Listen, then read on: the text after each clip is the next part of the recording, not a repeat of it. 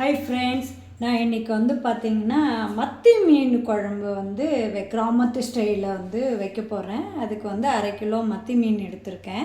இந்த மத்தி மீனில் நம்ம அடிக்கடி உடம்புக்கு ரொம்ப ஹெல்த் இஷ்யூஸ் ஒமேகா 3 இதில் இருக்குது. அதனால் இந்த மீன் நிறையா யூஸ் பண்ணி சாப்பிடுங்க அடிக்கடி. அதுக்கு நான் ஒரு நல்லெண்ணெய் எடுத்து வச்சுருக்கேன்.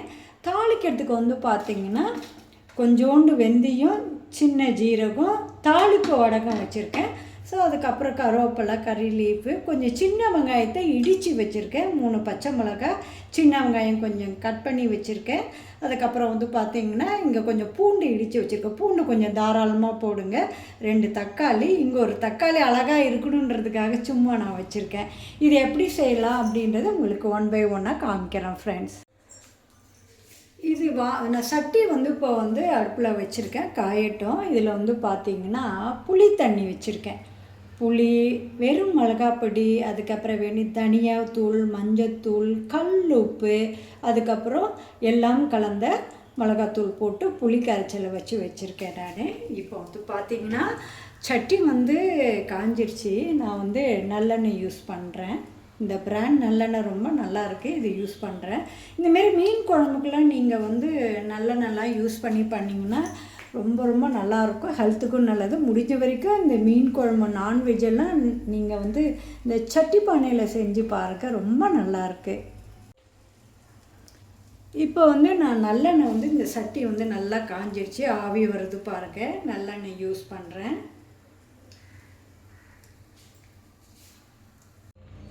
சட்டி பாருங்கள் நல்லா காஞ்சிருச்சு, ஆவி வருது. இதில் பார்த்திங்கன்னா நான் கொஞ்சம் நல்லெண்ணெய் போடுறேன். கொஞ்சம் இந்த நான்வெஜ்ஜுக்கெலாம் நீங்கள் போடும்போது நல்ல தாராளமாக எண்ணெய் போட்டு செய்யுங்க. அப்போ நல்லது, டேஸ்ட்டாகவும் இருக்கும்.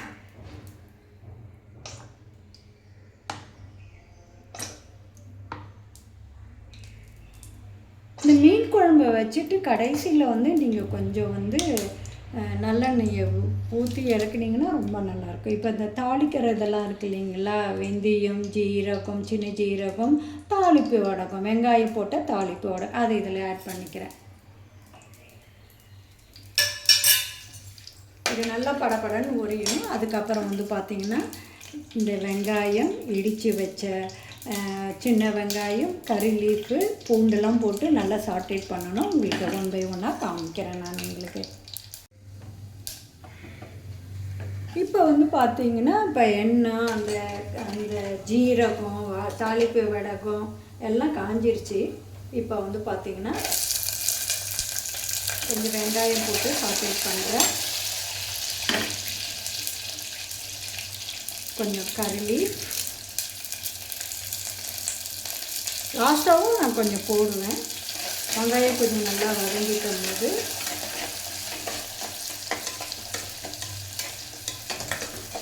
இந்த கிராமத்து சைடில் பண்ணும்போது பார்த்திங்கன்னா குழம்பு பார்த்திங்கன்னா ரொம்ப ரொம்ப சுவையாக இருக்கும். சீக்கிரமாக குயிக்காகவும் பண்ணலாம். இடித்து வச்ச வெங்காயம், கட் பண்ணி வச்ச பச்சை மிளகாய், இடித்து வச்ச பூண்டு, அதையும் இதில் போட்டு நல்லா வதக்கணும், சாட்டேட் பண்ணணும்.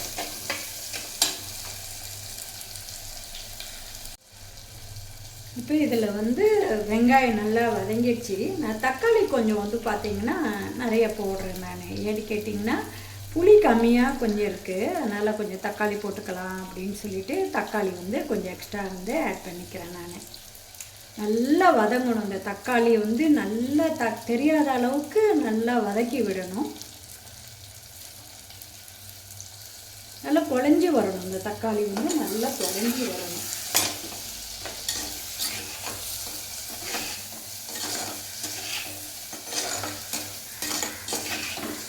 இதுக்கு சொல்கிறதுக்கு தான் அதிகம் டைம் எடுக்கிறது. பட் ஆனால் இது சீக்கிரமாக குயிக்காக பண்ணிடலாம் இந்த மீன் குழம்ப. ஸோ இப்போ நல்லா இந்த தக்காளி குழஞ்சி நல்லா வந்துடுச்சு. இந்த ஸ்டேஜில் நம்ம பார்த்திங்கன்னா இது மாதிரி ஒரு ஸ்ட்ரெயினர் வச்சுக்கோங்க. இதுமாரி ஒரு ஸ்ட்ரெயினரில் இந்த குழம்பு இதை நல்லா அப்படி கலக்கிட்டு அப்படியே இந்த புளி தண்ணியை இதில் போடுங்க. ஏன்னு கேட்டிங்கன்னா இதில் மிளகாய் பொடியிலலாம் நிறைய உப்பு புளியிலலாம் தூசி அந்த மாதிரிலாம் இருக்கும். ஸோ அப்போ இதுமாரி நம்ம வடிகட்டி ஊற்றும் போது இந்த ஸ்ட்ரெயினரில் வந்து பார்த்திங்கன்னா அப்படியே வந்து தங்கிடும். காமிக்கிறேன் பாருங்கள் எவ்வளோ தூசி இருக்குது அப்படின்னு நீங்களே பாருங்கள்.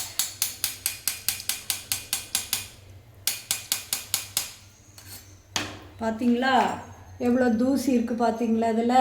அதனால் அப்படியே போடாமல் இந்தமாரி நம்ம கொஞ்சம் வடிகட்டி போடும்போது நல்லாயிருக்கும் உங்களுக்கு. அந்த தூசியெல்லாம் அந்த வடிகட்டியோடு வந்துடும். இப்போ இதை நல்லா இப்போ வந்து கொதிக்கணும். கொதித்ததுக்கப்புறம் மீன் போடும்போது உங்களுக்கு காமிக்கிறேன். ஸோ குழம்பு வந்து பார்த்திங்கன்னா இந்த அளவுக்கு ஒரு திக்னஸ் வந்ததுக்கப்புறம் நீங்கள் இந்த குழம்பை கொதிக்க வைக்கும்போது ஹை ஃப்ளேமில் வச்சு நல்லா கொதிக்க வைக்கணும். இந்த வெங்காயம் தக்காளி பூண்டெல்லாம் நல்லா வந்து வெந்து வரணும்.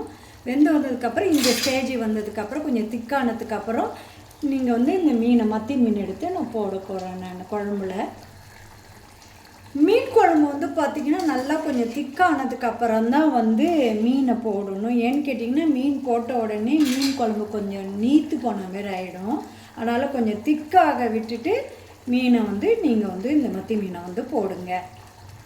இந்த மத்தி மீனை போட்டு நல்லா ஹை ஃப்ளேமில் ஒரு கொதி வந்தோன்னா அப்புறம் சிம்மில் வச்சுடணும்.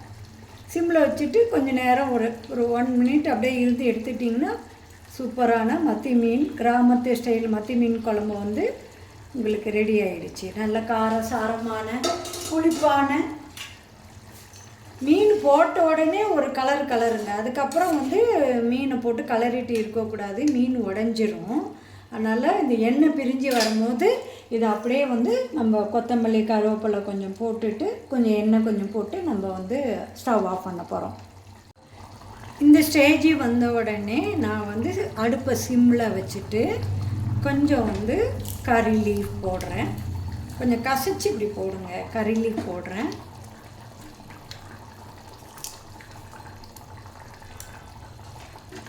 அதுக்கப்புறம் வந்து பார்த்திங்கன்னா கொத்தமல்லி,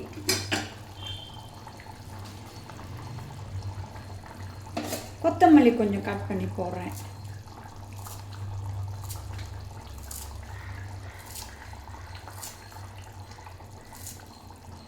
எங்கள் வீட்டு கிராமத்து ஸ்டைல் மத்தி மீன் குழம்பு வந்து சூப்பராக ரெடி ஆகிடுச்சு. எப்படி செய்யணும்னு சொல்லிட்டு திருப்பி சொல்கிறேன் உங்களுக்கு. ஒரு சட்டி எடுத்துக்கிட்டேன். இந்த குழம்பு சட்டியில் வச்சாதான் அந்த கிராமத்து மனம் வரும். சட்டியை வச்சுட்டு நல்லெண்ணெய் போட்டுக்கிட்டேன். கொஞ்சம் தாராளமாக நல்லெண்ணெய் போட்டிருக்கேன். அதுக்கப்புறம் வந்து பார்த்திங்கன்னா எண்ணெய் தாராளமாக போட்ட பிறகு ஜீரகம், வெந்தயம், தாளிப்பு வடகம் எல்லாமே அதில் கொஞ்சம் போட்டு தாளிச்சிட்டு கொஞ்சம் சின்ன வெங்காயம் அறுத்து போட்டுக்கிட்டேன். அதுக்கப்புறம் பாதி சின்ன வெங்காயம் 1-2 இடித்து போட்டுக்கிட்டேன். அதுக்கப்புறம் வந்து பார்த்திங்கன்னா பூண்டு நல்லா ஒரு பெரிய கட்டி பூண்டு வந்து தாராளமாக தட்டி போட்டுக்கிட்டேன்.